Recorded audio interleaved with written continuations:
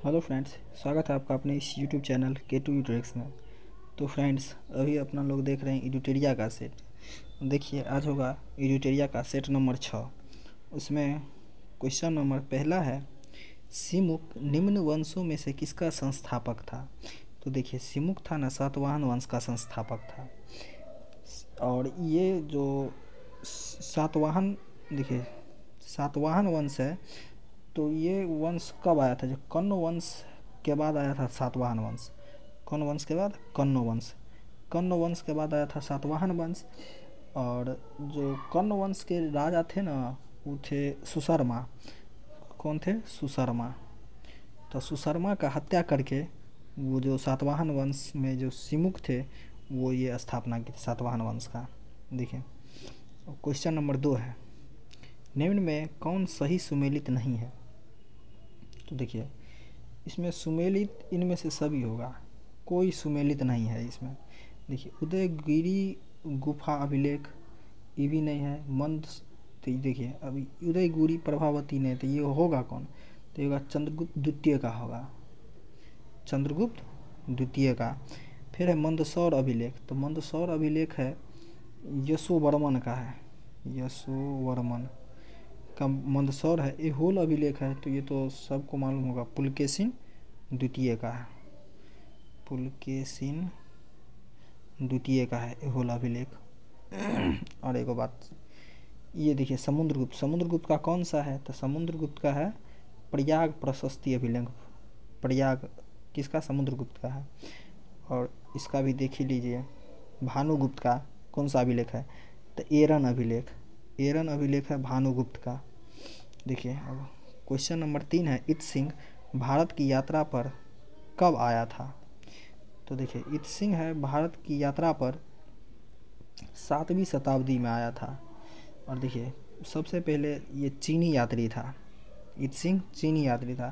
तो चीनी यात्री का आने का क्या है? देखिए, सबसे पहले आया था फाहियान। चीनी यात्री पूछेगा कि चीनी यात्री में सबसे पहले भारत का यात्रा पर कौन आया था? तो फाहियान आया हुआ था। अब देखिए, क्वेश्चन नंबर 4 है, तंजौर का राजराजेश्वर मंदिर किसने बनवाया। तो तंजौर का राजराजेश्वर मंदिर है, वो राजराज प्रथम बनवाया हुआ था, राजराज प्रथम। और देखिए, ये राजराजेश्वर मंदिर है ना, ये शिव मंदिर है, शिव मंदिर है ये। और देखिए, और ये राजेंद्र प्रथम, ये कौन वंश का हो जाएगा? चोल वंश का, चोल वंश का हो जाएगा। और सर्वाधिक, देखिए चोल वंश पूछता है क्वेश्चन,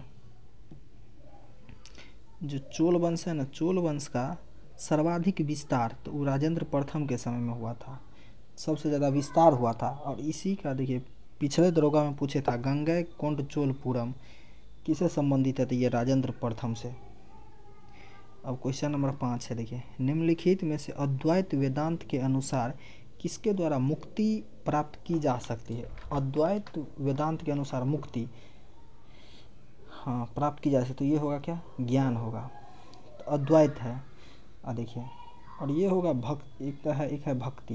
तो भक्ति है विशिष्ट द्वैतवाद, एक अद्वैतवाद है, एक विशिष्ट द्वैतवाद है। तो विशिष्ट का है क्या? भक्ति। इसका कौन था? रामानुजाचार्य थे। कौन? विशिष्ट का। देखिए, क्वेश्चन नंबर 6 है, चंद्रगुप्त द्वितीय के दरबार में 9 रत्नों में शामिल नहीं थे। तो देखिए, बेताल भट्ट शामिल थे, धन्वंतरी भी थे, कालिदास भी थे, लेकिन पतंजलि शामिल नहीं थे। इसमें 9 रत्न कौन कौन सब थे? तो देखिए, एक बार बोल देते हैं, याद रखिएगा। एक था अमर सिंह,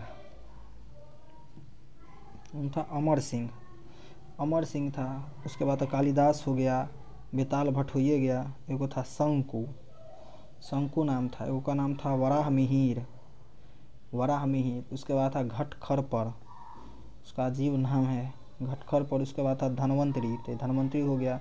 उसके बाद था वररुचि, वररुचि, वररुचि। और उसके बाद था एक छपनक, छपनक। ये 9 गो थे चंद्रगुप्त द्वितीय के दरबार में।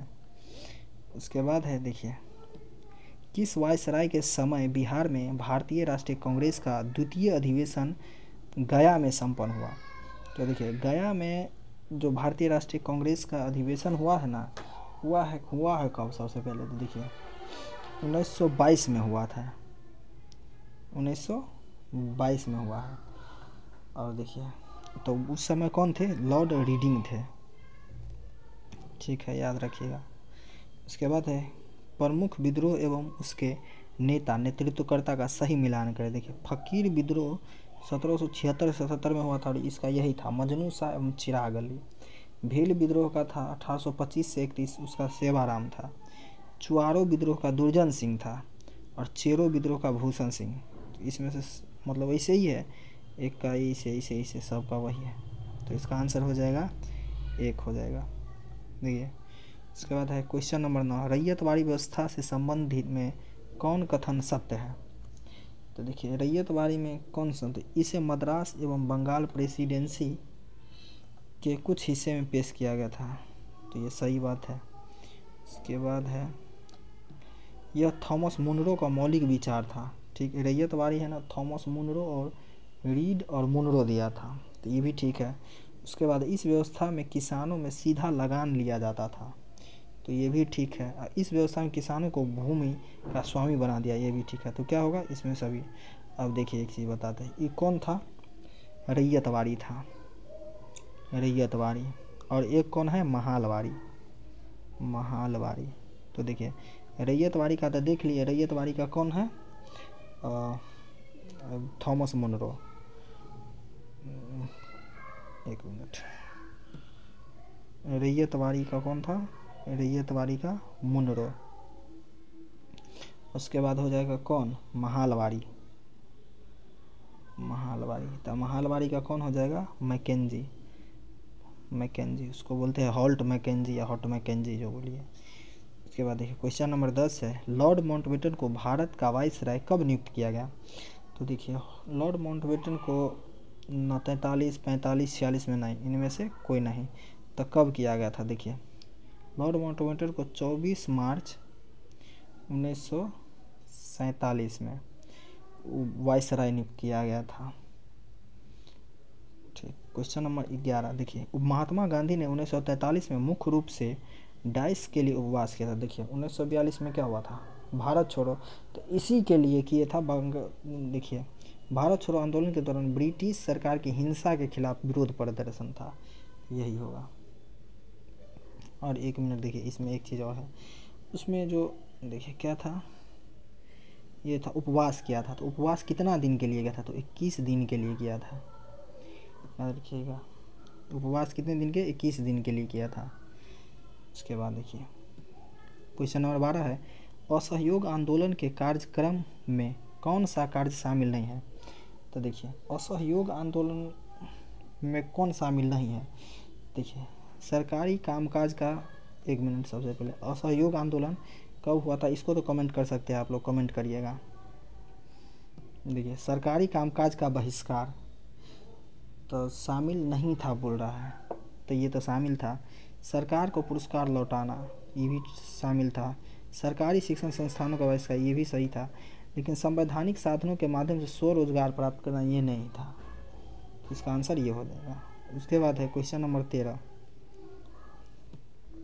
भारतीय संविधान में राष्ट्रपति द्वारा संयुक्त अधिवेशन निम्न में से किस विधेयक के संदर्भ में बुलाया जा सकता है। तो देखिए याद रखिएगा अच्छी तरह से, जो संयुक्त अधिवेशन है ना, संयुक्त अधिवेशन, तो ये सबसे पहले देखिए ये आर्टिकल 108 में 108 आर्टिकल के तहत संयुक्त अधिवेशन बुलाया जा सकता है। और याद रखिएगा देखिए संयुक्त अधिवेशन केवल दो चीज़ पे है, संयुक्त अधिवेशन बुला सकता है, तो कौन कौन, एगो साधारण विधेयक, एगो साधारण और एगो वित्त विधेयक।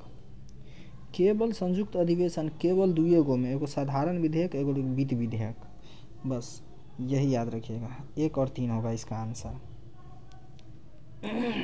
उसके बाद देखिए क्वेश्चन नंबर 14 है, 1946 में गठित अंतरिम सरकार में कार्यपालिका परिषद के उप सभापति थे, तो उप सभापति कौन थे, जवाहरलाल नेहरू।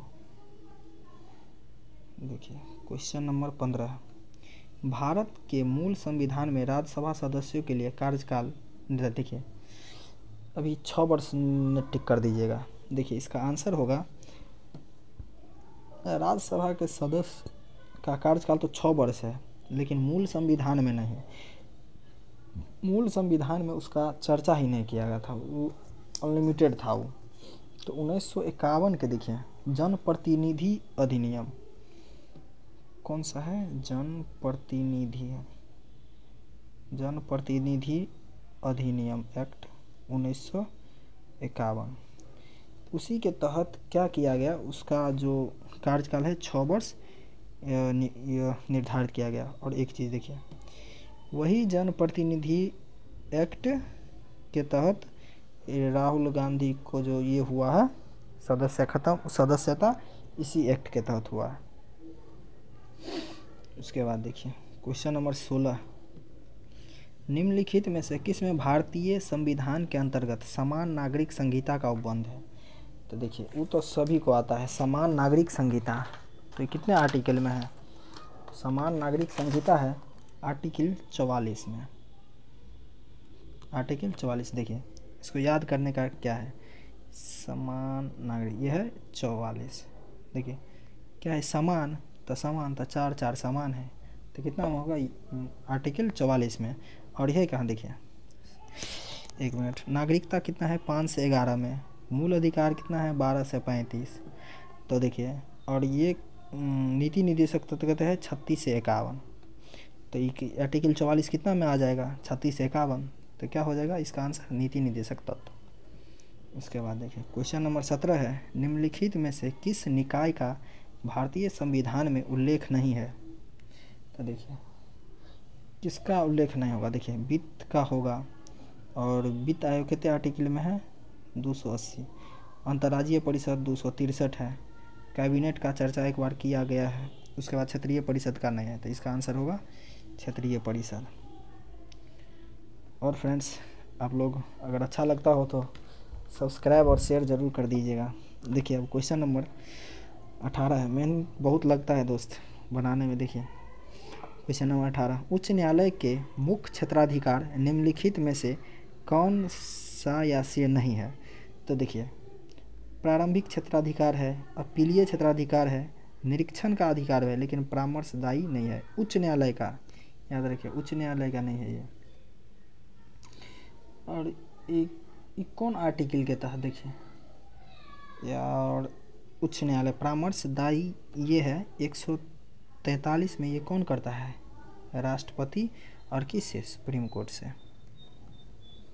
क्वेश्चन नंबर 19 है, निम्नलिखित में से किस राज्य में विधान परिषद नहीं है। तो देखिए विधान परिषद कहाँ नहीं है, तो तमिलनाडु। पिछले सेट में भी आया हुआ था, आप लोग देख लीजिएगा।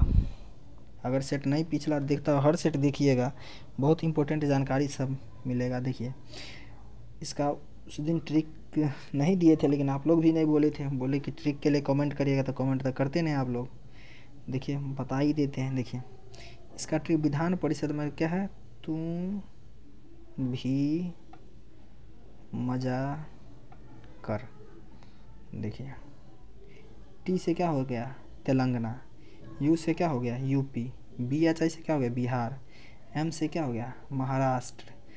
देखिए जे से हो गया जम्मू कश्मीर, लेकिन इसमें अब नहीं है। उसके बाद हो गया आंध्र प्रदेश। उसके बाद कैसे, कर्नाटक। याद रखिएगा, बहुत इंपॉर्टेंट है।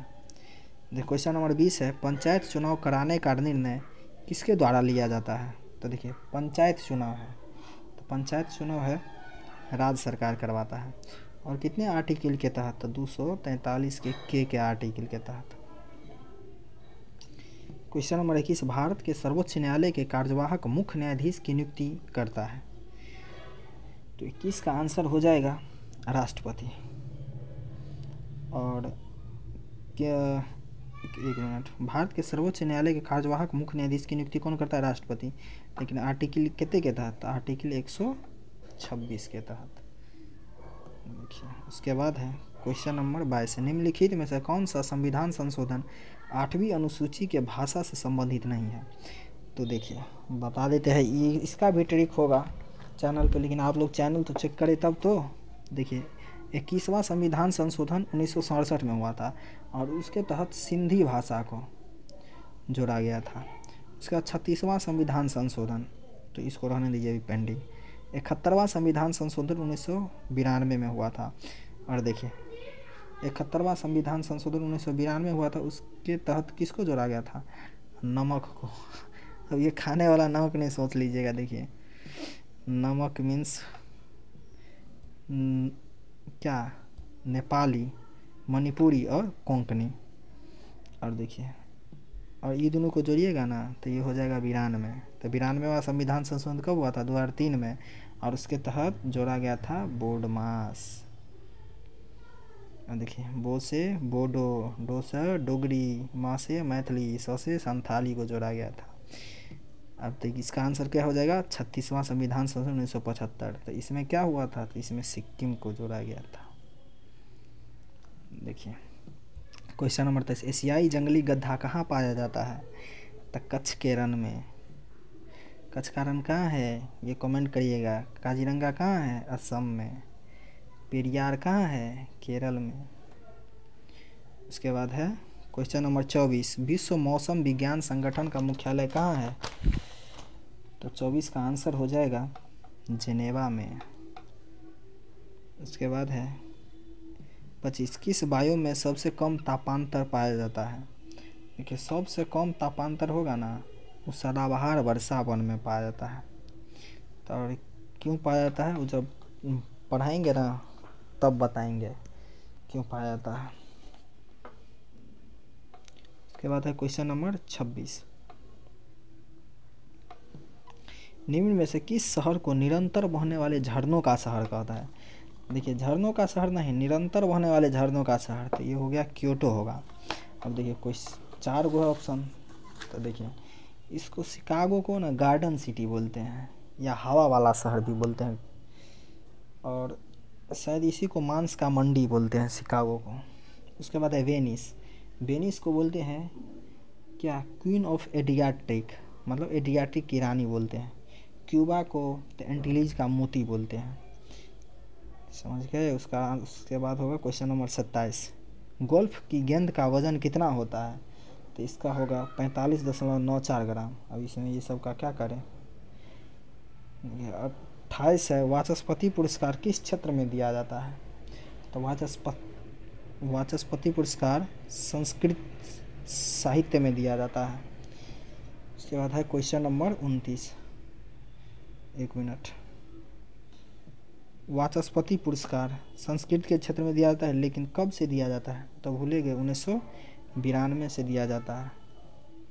उसके बाद 29, निम्न में से किस व्यक्ति को गुरुजी के उपनाम से जाना जाता है? तो देखिए गुरुजी है, याद रखिए गुरुदेव नहीं है, गुरुजी है। तो गुरुजी होगा MS गोलवलकर। देखिए अब वही है गुरुजी, ये हो गया, और गुरुदेव हो गया रविन्द्रनाथ टैगोर, गुरुदेव।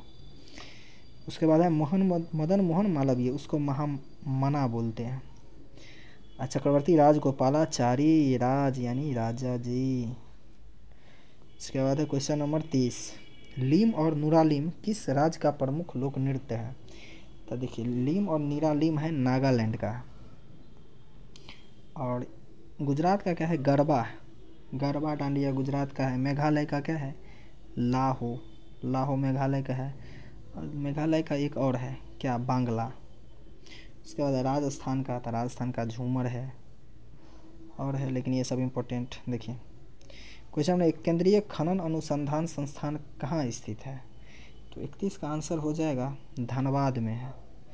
अब देखिए ये क्या है? खनन अनुसंधान, और वही ईंधन पूछ देगा, ईंधन अनुसंधान संस्थान, तो जादूगोड़ा। क्वेश्चन नंबर 32 है, भारतीय औद्योगिक विकास बैंक IDB की स्थापना कब हुई? तो IDB का स्थापना हुआ था कब? तो 1964 में। और ये IDBI बैंक है जो 2004 से वाणिज्य बैंक बन गया। उसके बाद है क्वेश्चन नंबर 33, मेघालय के नए राज्यपाल कौन बनाए गए हैं? तो मेघालय के है P चौहान। उसके बाद है सिक्किम का है ये लक्ष्मण आचार्य, और झारखंड का है राधा कृष्णन। उसके बाद है 34 का, शैली ऐप को किस सरकार द्वारा जारी किया गया? तो शैली ऐप है, साली नहीं, शैली ऐप है केरल, और किस लिए? जीवन शैली के लिए। उसके बाद है 10 लीग 4 युद्धाभ्यास 2023 का आयोजन कहाँ किया गया है? तो देखिए इसका आयोजन है, इसका तो ये होगा राजस्थान, समझे। इसके बाद है 36, जल संरक्षण में पहला अखिल भारतीय शिखर सम्मेलन का आयोजन नई दिल्ली में किया गया, इसका विषय क्या था? तो वाटर विजन 2047। इसके बाद है अर्जुन अवार्ड 2022 से सम्मान श्री अमित का संबंध किस खेल से है? तो श्री अमित सीधे नहीं था, अमित पंघाल बॉक्सिंग से है। उसके बाद है क्वेश्चन नंबर 38, राजा राम मोहन राय पुरस्कार 2023 से किसे सम्मानित किया गया? तो ये किया गया बीके प्रसाद को। उसके बाद है क्वेश्चन नंबर 39, राष्ट्रमंडल खेल 2022 में सबसे कम उम्र के एथलीट कौन थे? तो सबसे कम उम्र के एथलीट है अनाहत सिंह। और ये देखिए राष्ट्रमंडल खेल कहाँ हुआ था? तो बर्मिंघम कहाँ है? तो यूके मतलब उत्तराखंड नहीं, इंग्लैंड, यूनाइटेड किंगडम। इसके बाद क्वेश्चन नंबर 40, किस खिलाड़ी के नाम पर रायबरेली स्थित हॉकी स्टेडियम का नाम रखा गया है? तो ये रानी रामपाल। ये क्या खेलती है? तो हॉकी खेलती है। उसके बाद है क्वेश्चन नंबर 41, वर्ष 2023 में किसे एबेल पुरस्कार हेतु चुना गया है? तो एबेल पुरस्कार है किसको दिया गया है? तो लुइस कैफेरेली को दिया गया है एबेल पुरस्कार, और ये गणित के क्षेत्र में दिया जाता है। और देता कौन है? तो नॉर्वे का राजा देता है। उसके बाद क्वेश्चन नंबर 42, किसने कॉल बिफोर यू डिग नामक ऐप जारी किया है? तो नरेंद्र मोदी। और किस लिए? तो खुदाई से संबंधित है ये ऐप। उसके बाद है क्वेश्चन नंबर 43, किस देश में हाल ही में घोड़े यात्रा नामक, यात्रा कहाँ का है? कमेंट करिएगा, बताएंगे नहीं अभी। उसके बाद है घोड़े यात्रा, तो यह है नेपाल। उसके बाद 44, अंतर्राष्ट्रीय वन दिवस 2021 का थीम या विषय क्या था? तो देखिए 44 का आंसर फॉरेस्ट एंड हेल्थ हो जाएगा। इसके बाद है क्वेश्चन नंबर 45, एनबीडी में नए सदस्य देश के रूप में किसे शामिल किया गया? तो एनबीडी में मिस्र को शामिल किया गया। उसके बाद है 46, हाल ही में किस सांसद की सदस्यता लोकसभा सचिवालय द्वारा निरस्त किया गया? जानवे करते हैं किसका? राहुल गांधी का। और वही अभी पीछे बताए थे, कौन सा एक्ट था? जनप्रतिनिधि एक्ट 1951 के तहत, और धारा क्रमांक 8 का 3। उसके बाद है क्वेश्चन नंबर 47, हाल ही में जियो सिनेमा के ब्रांड एम्बेसडर तो कौन है? सूरज कुमार यादव। और आते ही क्या बोलता है? ओ हेलो देखे होंगे। देखिए उसके बाद 48, डीजल परिवहन के लिए मैत्री पाइपलाइन जिसकी लंबाई 131 किलोमीटर या किन दो देशों के बीच है? तो मैत्री है। तो मैत्री समझ के भारत और कौन? श्रीलंका ने मार दीजिएगा। ये है भारत और बांग्लादेश के बीच। इसके बाद है ऑस्ट्रेलियन ओपन 2023 महिला एकल का खिताब किसने जीता है? तो एरिना सबालेंका ने जीता है। इसके बाद क्वेश्चन नंबर 50, हाल ही में किस राज्य ने 19 नए जिले का गठन किया है? तो ऐलान किया है। तो देखिए 50 का आंसर हो जाएगा राजस्थान। और उसमें कुल कितने हो जाएगा? अब कुल हो जाएगा 50। इसके बाद question number 51, global fire index 2023 में भारत का स्थान है? तो देखिए इसका स्थान हो जाएगा 4था। क्वेश्चन नंबर 52, फ्रेंड्स शेयर ज़रूर कर दीजिएगा, बहुत मेहनत लगता है बनाने में। देखिए पसीना टपक रहा है अभी। एक देश एक उर्वरक योजना को किसके द्वारा लॉन्च किया गया है? तो 52 का आंसर हो जाएगा नरेंद्र मोदी। इसके बाद है क्वेश्चन नंबर 53, कुल वाहनों में 30% इलेक्ट्रिक वाहन करने का लक्ष्य भारत सरकार द्वारा कब तक रखा गया है? तो 53 का आंसर हो जाएगा 2030 तक। और एक क्वेश्चन, शून्य कार्बन उत्सर्जन कब तक? तो 2047 तक। 54 है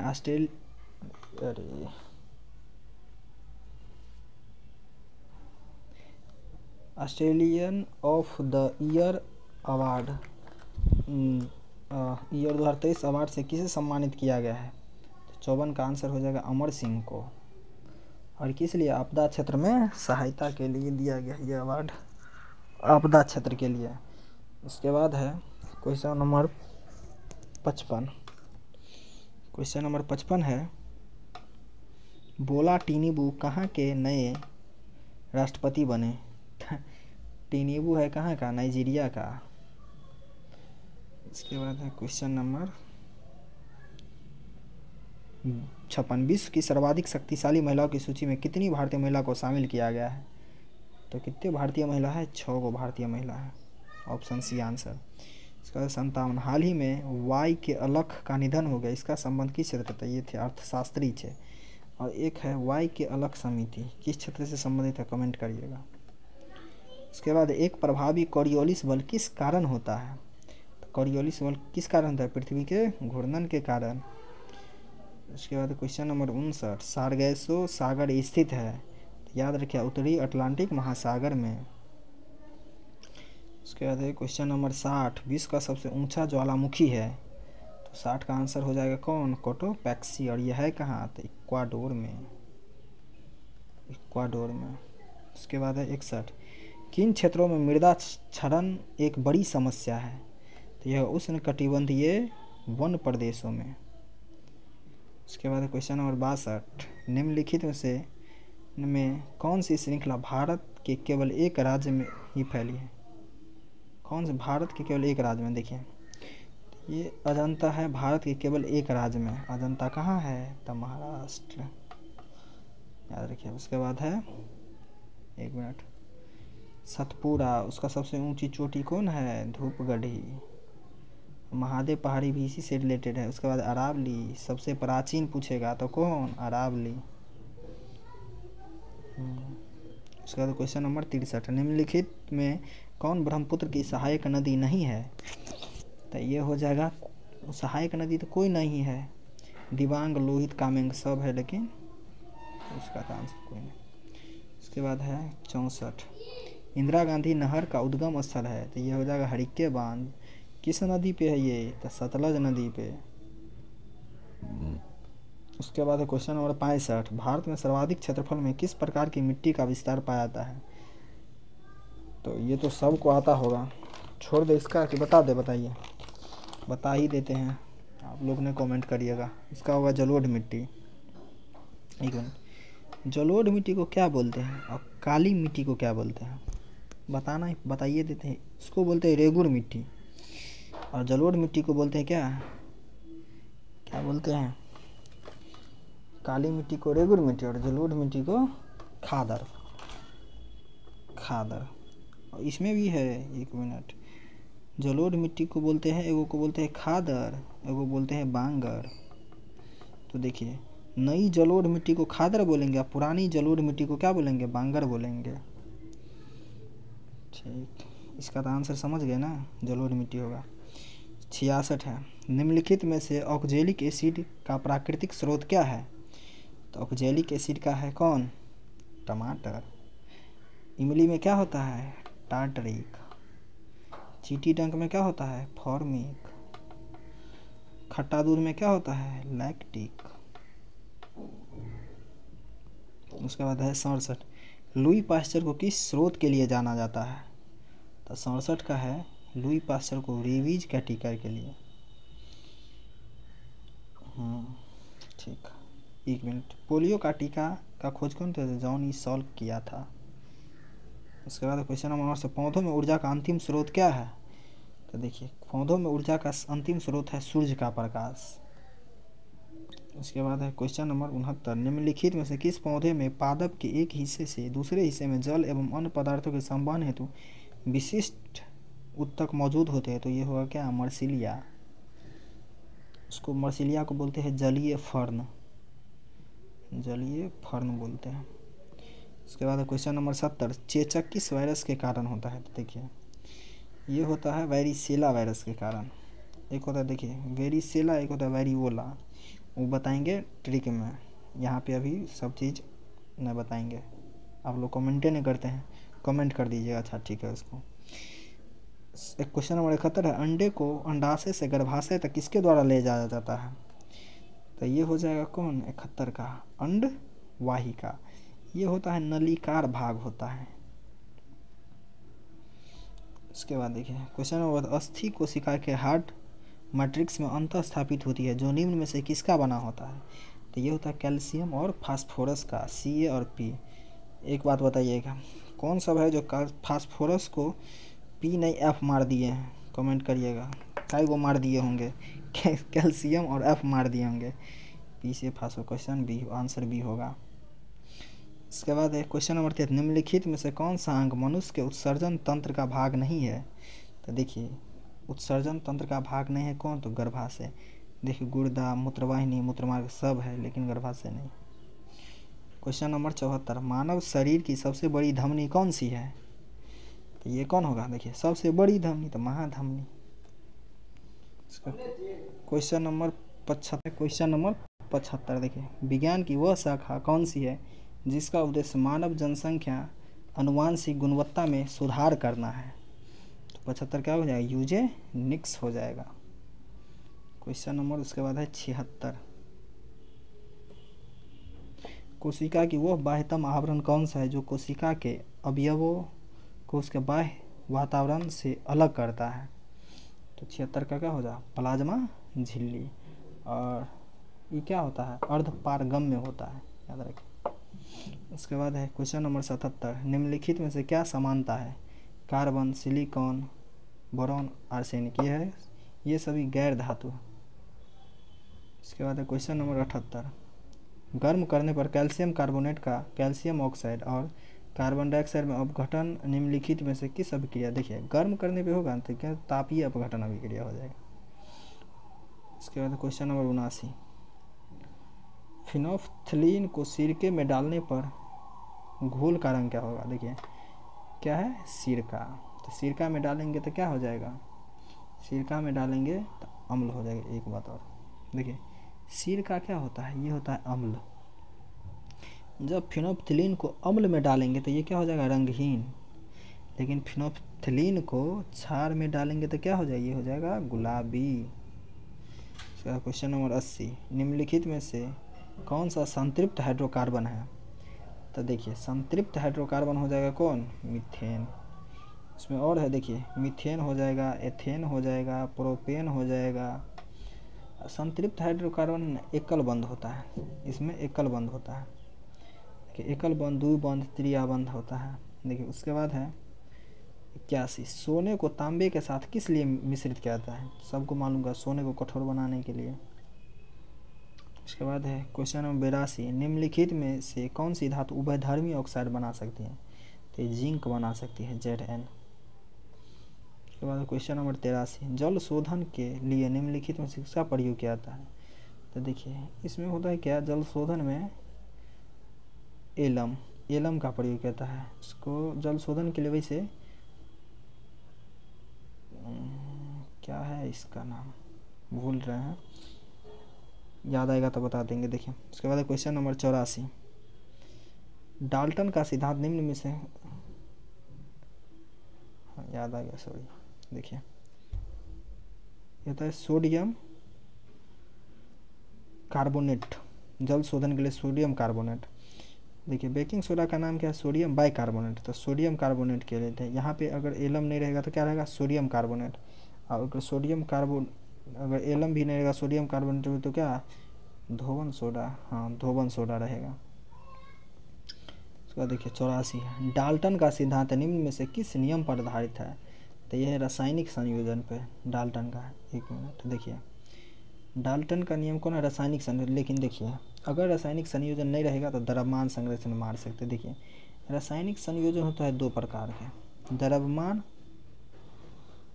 हाँ द्रव्यमान और निश्चित अनुपात का नियम, तो ये दोनों हुआ। देखिए क्वेश्चन नंबर 50, निम्नलिखित में से कौन सी विशेषता एक आदर्श ट्रांसफार्मर में होता है? तो इनमें क्या होगा? कुंडलों में प्रतिरोध नहीं होता है, सही है। क्रोड में किसी प्रकार की हानि नहीं होती है, ठीक। क्रोड में अनंत पारगम्य चुंबकत्व होती है। ये जगह इनमें से सभी आंसर। क्वेश्चन नंबर 86 है, एक कंडक्टर का प्रतिरोध किसके व्युत्क्रमानुपाती होता है? तो ये अनुप्रस्थ भाग के क्षेत्रफल का, ऑप्शन सी।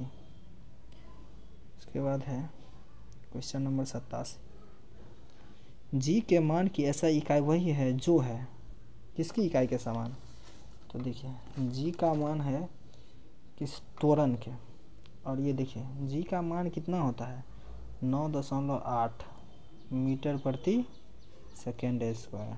अब देखिए वही जो जी ऐसा इकाई क्या होगा था मीटर प्रति सेकेंड स्क्वायर, तो इसका भी क्या हो जाएगा मीटर प्रति सेकेंड स्क्वायर।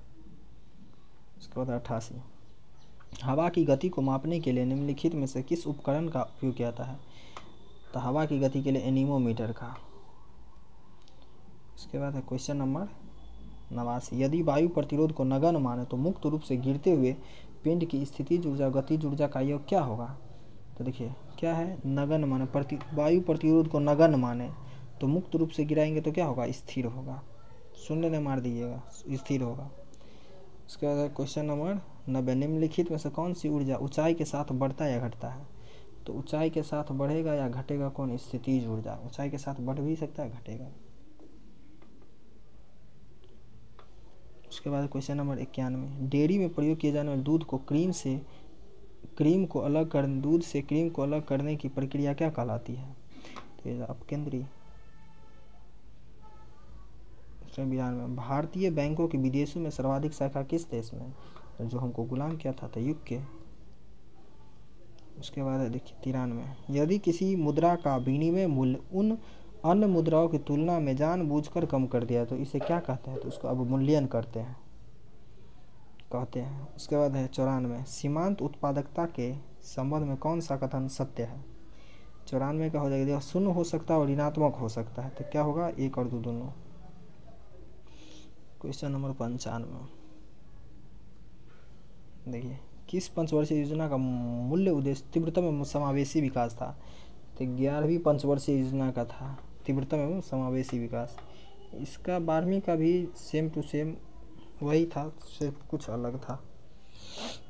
देखिए उसके बाद है क्वेश्चन नंबर 96 कोई धन कितने प्रतिशत वार्षिक ब्याज की दर से 15 वर्षों में तिगुना हो जाएगा, बता देखिए बता देते। इसको देखिए पहले धन मान लीजिएगा पी और कितना हो जाएगा तिगुना हो जाएगा तो 3p, ब्याज कितना होगा 2p।